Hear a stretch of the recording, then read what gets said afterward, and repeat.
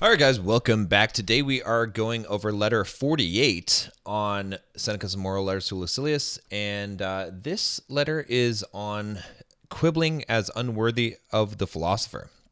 All right, so we'll just start off here. He says in verse 1, "In answer to the letter which you wrote me while traveling, a letter as long as the journey itself, I shall reply later. I ought to go into retirement and consider what sort of advice I should give you. For you yourself, who consult me, also reflected for a long time whether to do so. How much more, then, should I myself reflect, since more deliberation is necessary in settling than in propounding a problem? And this is particularly true when one thing is advantageous to you and another to me. I am speaking again in the guise of an Epicurean."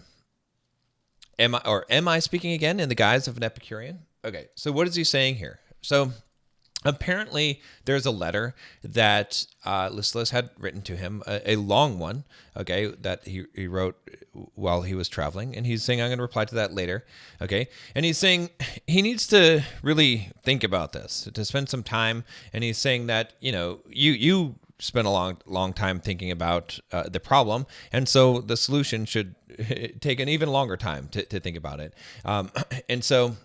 And he's saying that it's really true when there's one thing that's advantageous to you and another to me, right? And then he's asking, am I speaking again in the guise of an Epicurean? So what he means by that is in the footnote, it says the Epicureans who reduced all goods to utilities could not regard a friend's advantage as identical to one's own advantage, and yet they laid great stress upon friendship as one of the chief sources of pleasure. For an attempt to reconcile these two positions, see Cicero, Seneca has inadvertently used a phrase that implies a difference between a friend's interest and one's own. This led him to reassert the Stoic vow of friendship, which has adopted its motto, and it has the motto in the Greek. So essentially what this means is that he's saying that, look, I'm not trying to be an Epicurean here. It sounds like I am, right? Because I'm saying that there's one thing that's, am I looking at friendship in terms of advantages, right? Which is what he's saying that they did. All right. But the fact is, the same thing is advantageous to me, which is advantageous to you. For I am not your friend unless whatever is at issue concerning you is my concern also. Friendship produces between us a partnership in all our interests. There is no such thing as good or bad fortune for the individual. We live in common, and no one can live happily who has regard to himself alone and transforms everything into a question of his own utility. You must live for your neighbor if you would live for yourself. So he's making a very important point here. He's saying, look, in actuality, no, it is the same. It's not true that there's one thing that's an advantage to you and a disadvantage to me and vice versa. He's saying that, in fact, the way that you should live is that if you have friendship with people, it should be that it produces a partnership in all of your interests. So whatever is good for you or advantageous for you should be advantageous to your friend. You shouldn't be living as the individual in that case, thinking that it's looking out for your own interests only, right? So, and you probably know people like this. I've had friends where it's like they're not going to do something unless there's something in it for them, and they're like, well, they're basically even sometimes asking, well, what's in it for me? And I'm like, well, we're friends. Like, it's like, it doesn't always have to have a bargain where there's something like it's advantageous for you because we're friends. Like if something is good for me, then it's good for you as well. So it's hard to argue with people like this, but that's what Seneca's saying here. And he says, 3, this fellowship maintained with scrupulous care, which makes us mingle as men with our fellow men and holds that the human race have certain rights in common, is also of great help in cherishing the more intimate fellowship, which is based on friendship, concerning which I begin to speak above. For he that has much in common with fellow man will have all things in common with a friend.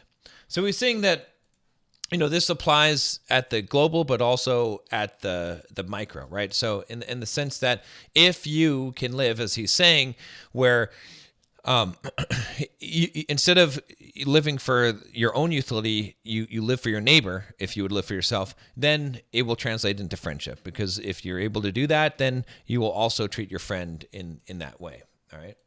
He's saying here in verse 4, and on this point, my excellent Lucilius, I should like to have those subtle dialecticians of yours advise me how I ought to help a friend, or how a fellow man rather than tell me in how many ways the word friend is used and how many meanings the word man possesses. Lo, wisdom and folly are taking opposite sides. Which shall I join? Which party would you have me follow? On that side, man is the equivalent of friend. On the other side, friend is not the equivalent of man.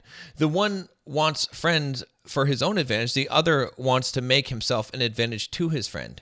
What you have to offer me is nothing but distortion of words and splitting of syllables. Okay, so, and we'll look at this footnote here. He says, the sides are given in reverse order in the two clauses. To the Stoic terms, friend and man are co-extensive. He is the friend of everybody, and his motive in friendship is to be of service. The Epicurean, however, narrows the definition of friend and regards him as merely an instrument of his own happiness. Okay, so what's important to understand here, what he's basically saying is, look, here's the way that this works. Okay, there's people that are going to tell you all of these conditions in which someone's a friend and all the meanings of this word, these dialecticians, as he called it, okay? And how many ways the word friend is used, how many meanings of the word man, and he's saying, so what about, which of these should I join? Which party would you have me follow, okay? The equivalent, decide that man is equivalent to a friend, so everyone's a friend, or that friend is not equivalent of the man, right? The one wants friends for his own advantage, right? So he's saying the Epicureans, right? The other wants to make himself advantage to his friend, right? And he's saying that what you have to offer me is nothing but a distortion of words and splitting of syllables. So again, he's arguing against, like he always does, is people that are using a lot of words and not really saying anything, right? What is really the saying? What is the thing that you're really trying to say here? That's what he's asking, okay? He's saying in verse 5, it's clear that unless I can devise some very tricky premises and by false deductions tack on them a fallacy which springs from the truth, I shall not be able to distinguish between what is desirable and what is to be avoided. I am ashamed, old men as we are, dealing with a problem so serious, we make play of it. Okay? So again, he's really trying to say that we need to figure this out, okay? and this is a tough one, right? Is it true that a friend should be a utility to you, or is it true that that you should be a utility to a friend? That which is the right way to think about this? He says in verse 6, mouse is a syllable. Now a mouse eats cheese, therefore a syllable eats cheese. Suppose now that I cannot solve this problem. See what peril hangs over my head as a result of such ignorance? What a scrape shall I be in? Without a doubt, I must beware, or someday I shall be catching syllables in a mousetrap. Or, if I grow careless, a book may devour my cheese. Unless perhaps the following syllogism is shrewder still. Mouse is a syllable. Now, a syllable does not eat cheese. Therefore, a mouse does not eat cheese. So, he's making some logical arguments. He's showing the absurdity of some of these things. Again, this is sort of the wrong inference. A mouse is a syllable. A mouse eats cheese. Therefore, a syllable eats cheese. This is not logically correct. It doesn't logically follow, right? If you said a mouse is a syllable, and all syllables are anything that's a syllable eats cheese, then you could say that a mouse eats cheese, or but you can't infer the other. You can't say a mouse is a syllable and now a mouse eats cheese, therefore a syllable eats cheese. That's not correct logic. But he's making fun of this, right? Because some people are debating these silly things, is what he's saying here. So he's saying in verse 7, what childish nonsense! Do we knit our brows over this sort of problem? Do we let our beards grow long for this reason? Is this the matter which we teach with sour and pale faces? Would you really know what philosophy offers to humanity? Philosophy offers counsel. Death calls away one man, and poverty chafes another. A third is worried either by his neighbor's wealth or by his own. So and so is afraid of bad luck. Another desires to get away from his own good fortune. Some are ill-treated by men, others by the gods. Okay, so what he's really saying here, and this is kind of funny because modern day philosophy, if you take a philosophy course, you're going to hit logic, right? And it's not to say that logic is not valuable and important, but he's talking about a life philosophy, right? Which is what philosophy was back then, in these days, or these kind of philosophies that answer important questions, not determine, these logical fallacies or infallacies, or just splitting differences on words. Like that kind of logic is fine if you took a logics course, but for philosophy, he's saying, no, let's tackle the bigger issues here.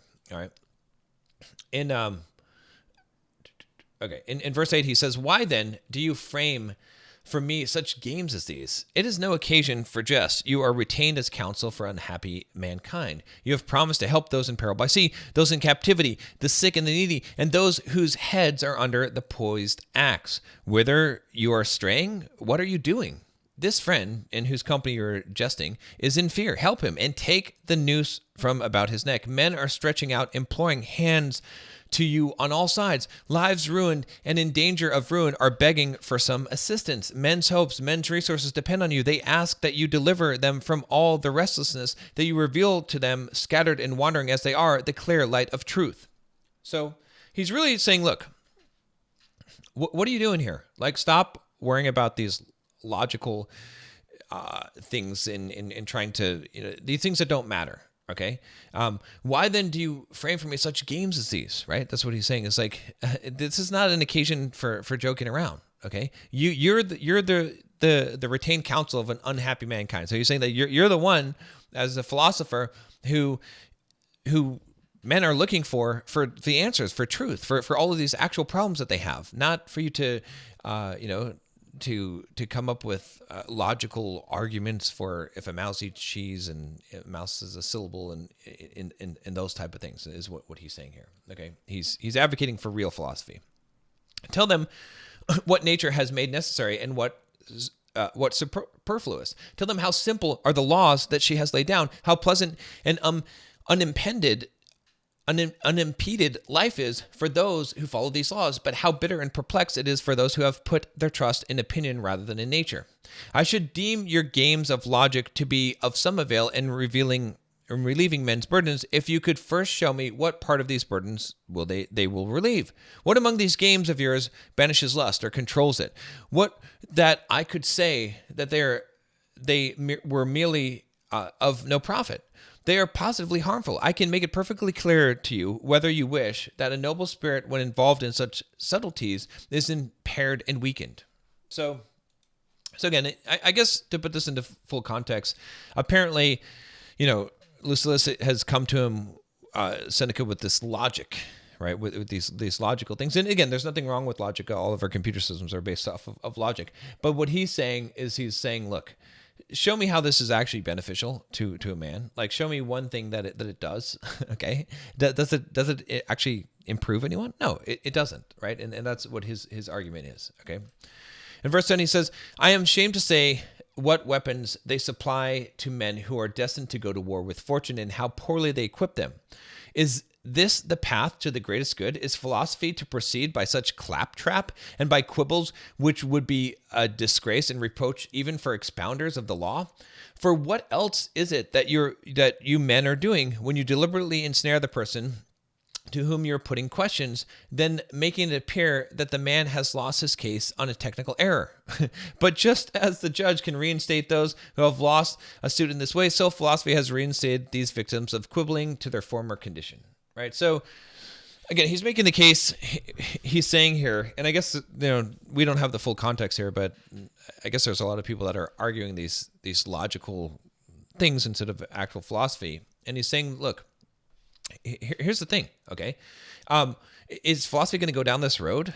And actually, to answer your question, Seneca, yes, it did. It did go down that road, unfortunately, later on. Because if you go to a philosophy course, that's what you're going to learn is logic first. Which again, I'm not saying that you don't need logic, but it's become mostly about that. And he's saying that, look, even lawyers, this would be a disgrace, like to argue over such little details of this, right? And he's saying that, look, and this is the funny part, is when you deliberately ensnare a person whom you're putting questions, and they make it appear that the man has lost his case on a technical error. So ridiculous, right? It's like instead of just listening to what the person's saying, you're picking apart the words and the logic, and then making it seem like he's incorrect based off of this technical error, right? Which is just crazy, right? So, but he's saying that, just as a judge can reinstate those who've lost a suit in this way, philosophy has reinstated the victims of quibbling to their former condition. So, philosophy, true philosophy, actually makes sense of the thing that the person's really asking. Why do you men abandon your mighty promises and, after having assured me in high-sounding language that you will permit the glitter of gold to dazzle my eyesight no more than the gleam of the sword, and that I shall with mighty steadfastness spurn both that which all men crave and that which all men fear, why you descend to the ABCs of scholastic pedants, what is your answer? Is this the path to heaven? For that is exactly what philosophy promises to me. I shall be made equal to God. For this I have been summoned. For this purpose I have come. Philosophy, keep your promise. So again, more of this about this idea that, you've made this promise, okay, and you're violating this by the things you're arguing over. Like, don't quibble over these small things, okay? He's saying that he came to philosophy to be made equal to God, okay? And so that's the purpose he came. This is what he wants from it. He doesn't want to quibble over the semantics of language or these logical premises. In verse 12, he says, therefore, my dear Lucilius, withdraw yourself as far as possible from these exceptions and objections of so-called philosophers. Frankness and simplicity beseem true goodness. Even if there were many years left to you, you would had spent them frugally in order to have enough for the necessary things. But as it is, when your time is so scant, what madness it is to learn superfluous things. Farewell. So Seneca's not really a big fan of this. He wants to get to the real thing, and he's saying, look, even if you had time, this would be a waste, but you don't have time. So don't waste your time learning things that are superfluous, that are not actually practical and pragmatic. That's what he's really, really saying here. Which again, like I said, this parallels to modern day when people get caught up in the semantics of things and the arguments. And like I said, even if you take a modern philosophy course, most likely you're going to learn logic, which again, there's nothing wrong necessarily with logic now that we understand how to use it for computer systems and electrical systems and things like that. But a lot of times logic doesn't really benefit a man in terms of philosophy. There's kind of these two schools that exist. And a lot of philosophy was going down that path at Seneca's time. And so he was really railing against this and saying, okay, let's just look at what's practical. All right, that's it for today. We'll see you tomorrow.